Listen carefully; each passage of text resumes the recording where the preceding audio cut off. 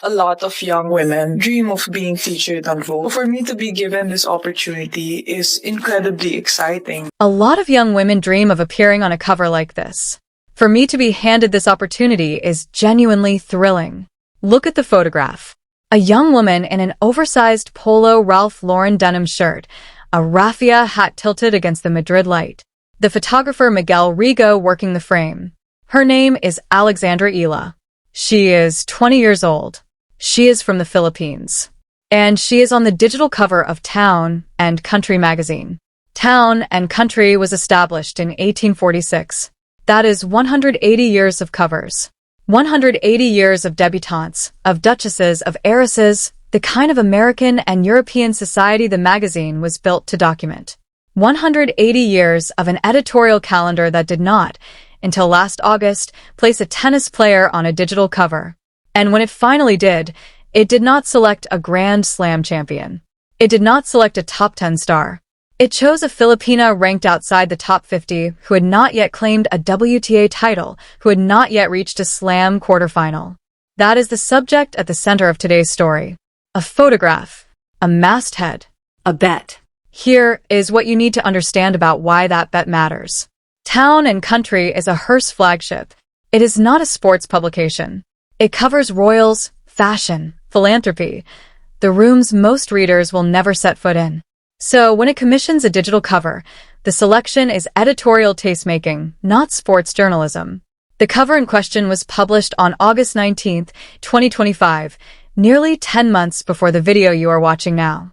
And in those 10 months, the woman in that polo Ralph Lauren shirt reached the round of 16 at Indian Wells, made a grass court final at Eastbourne, won her first WTA title at the Birmingham Open on June 7th, and climbed to a career-high WTA ranking of number 33 as of June 8, 2026.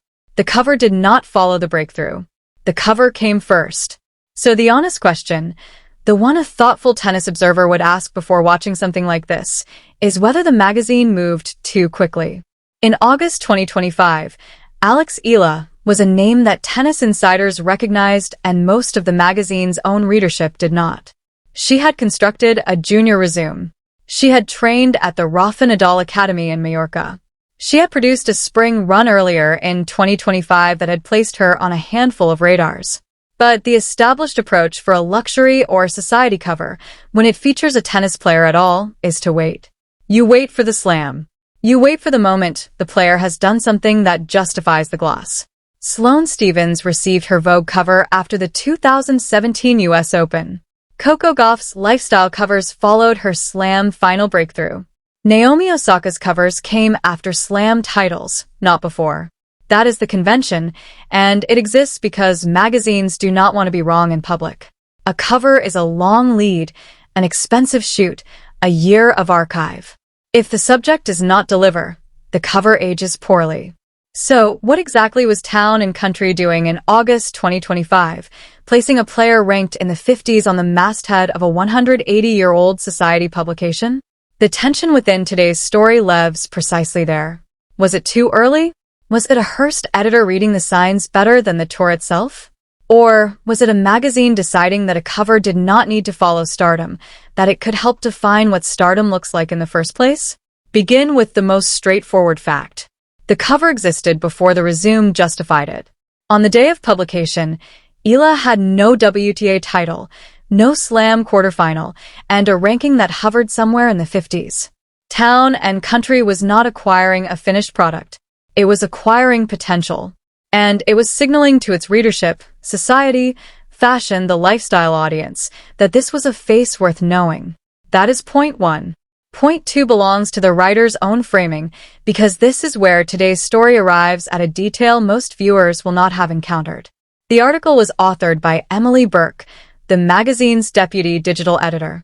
On the day the cover was released, Burke posted on Instagram that it was a dream to write her second digital cover story for Town and Country and to have it be their first tennis digital cover.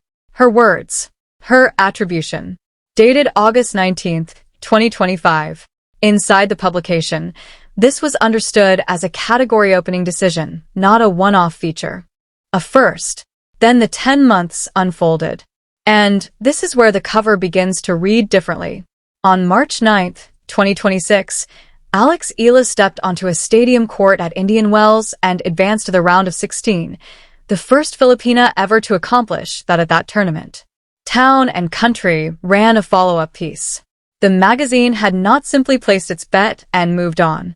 It continued investing in the story. That is the second cluster of evidence. The magazine doubled down, and the player gave it reason to. Pause here for a moment because the rhythm of this story matters. A cover is a single image. A career is hundreds of matches, thousands of hours of practice, a draw sheet that has no interest in magazine layouts. What Town and Country did in August 2025 was freeze one frame and say, this one. The 10 months that followed were Eala's responsibility to make that frame look deserved. And the next piece of evidence is the moment the frame became deserved. On June 7, 2026, on the grass courts of Edgbaston Priory, Alex Eala won the Birmingham Open. She dropped the opening set to Nicola Barcanova. She came back to claim the title.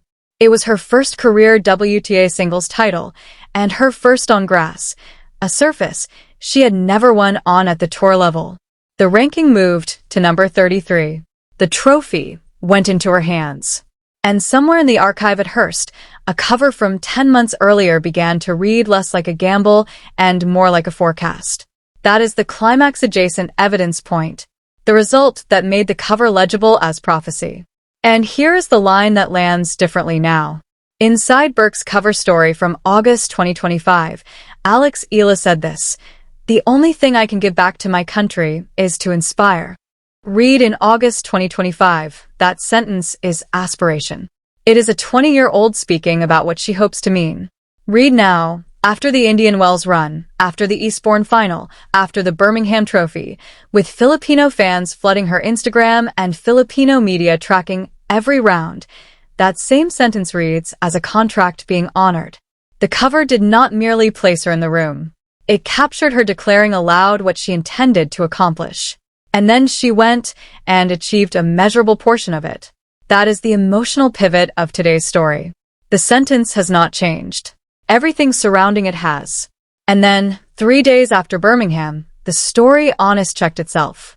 On June 10th, at the Queen's Club Championships in London, Eala lost to American Eva Liss, 2-6, 2-6, in the round of 16. A 6-match grass court winning streak came to an end. The cover did not protect her from a difficult afternoon. Which brings us to the final evidence point, the one that actually explains why this story functions as a cultural moment rather than simply a sports moment. Consider the timing alongside the players the lifestyle press typically elevates. Sloane Stephens, Vogue after a U.S. Open title. Coco Gauff, Vogue and GQ after a Slam final breakthrough. Naomi Osaka, multiple covers, every one of them arriving after major hardware. The convention is unmistakable. The lifestyle cover is a victory lap. What Town and Country did with Alex Eala was different in a specific, documentable way. It ran the cover before any of those milestones existed. That is not a magazine following sports stardom. That is a magazine participating in the decision of what stardom is going to look like in this generation of tennis. And that distinction is the cultural story. Authority. Authority on what was happening inside that editorial decision belongs to Emily Burke. She is the deputy digital editor at Town and Country. She wrote the piece. And she has, on her own public Instagram, dated August 19, 2025, described the cover in her own words as the magazine's first tennis digital cover. That attribution matters. It is not a corporate press release. It is the writer informing her own followers about what she had just produced.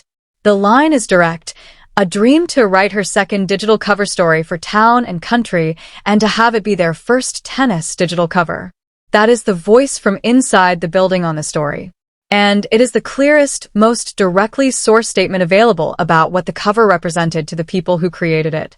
The corroborating voice from the playing side belongs to Barbara Krejcikova. After facing Eala at Wimbledon in July 2025, the 2024 Wimbledon champion said, "She was smashing the ball. She was cleaning the lines. Wow, it's the next generation coming up. She's going to be really good in a couple of years." A slam champion on the record saying aloud that the player on the town and country cover was the next generation. Those two voices, Burke from the editorial side, Krejcikova from the locker room, point in the same direction. The magazine and the Wimbledon champion saw the same thing at roughly the same moment. Step back from the cover for a moment and examine the wider editorial map town and country has been constructing. The magazine ran a feature on Iga Swiatek in 2024. It covered Mira Andreeva's French Open campaign in 2026. It returned to Eala for the Indian Wells follow-up in March. Inside one of America's oldest society publications, a tennis editorial thread has formed, and Eala is not standing at the back of it. She is among the names helping to define it. That is the room she has entered. For Filipino tennis, there is no comparable precedent. No Filipino tennis player, on the men's or women's side, had previously held a digital cover at this tier of American luxury media. The Filipino press, ABS-CBN, GMA, Rappler, The Inquirer, covered the cover not as a sports story, but as a cultural milestone, which is the correct framing. A society magazine in New York chose a Filipina to introduce to its readership. The reach of that choice extends well past the WTA rankings page and into a far broader conversation about who gets to be visible and where and when. The fan response on Eala's own Instagram post about the cover surpassed 52,000 likes, comments from Kababayan around the world expressing some version of the same sentiment, that seeing her there, in that frame, on that masthead, mattered in a way the scoreboard alone cannot measure. That is the audience reading. And it is consistent with what the magazine itself appears to have understood. This was never only about a tennis player. And then there is the portion of the story that does not bend toward triumph. On June 10th, 4 days before this video, Alex Eala walked onto a Queen's Club court coming off the finest week of her career and lost in straight sets, 2-6, 2-6, to Eva Liss. The grass streak that had carried her through Birmingham concluded in roughly 1 hour. There is no on-record reaction quote from Eala about that match that meets the verification standard of this script. So none will be manufactured here. What there is, the score. The score confirms the cover does not shield her. The score confirms the promise remains unfinished. The cover was not a coronation. It was an introduction. And an introduction is a beginning, not a destination. Next week she is reportedly entered at Bad Homburg. The week after, Wimbledon begins. And if she holds her ranking, she will be seated at a Grand Slam for the first time in her career. The runway is open. The work continues. So look at the photograph one more time. A young woman in a polo Ralph Lauren shirt, a raffia hat, a Madrid afternoon, the masthead of a 180-year-old American society magazine above her name. 180 years of covers. One Filipina. The room she occupies now is not a locker room, and it is not a press conference. It is an editorial calendar at Hearst, a digital cover archive that until last August had never featured a tennis player at this tier, and a tennis conversation that now includes her name alongside Swiatek, Andreeva, and Goff, names town and country as covered in some form across the same 18 months it covered her. The magazine's own writer called it their first tennis digital cover. The 2024 Wimbledon champion called her the next generation. And the line Eala gave Emily Burke last August, "The only thing I can give back to my country is to inspire," reads now, after Indian Wells and Eastbourne and Birmingham, like a sentence she has begun to keep her word on. The Queen's Club loss is real. The work is unfinished. But the room she stands in now is a room very few players her age have ever entered. And almost none of them entered it before the trophies arrived. Subscribe if you want to follow what comes next, because Bad Homburg is next week, Wimbledon is the week after, and the cover that was published last August has, for the first time in 10 months, begun to look less like a forecast and more like a record.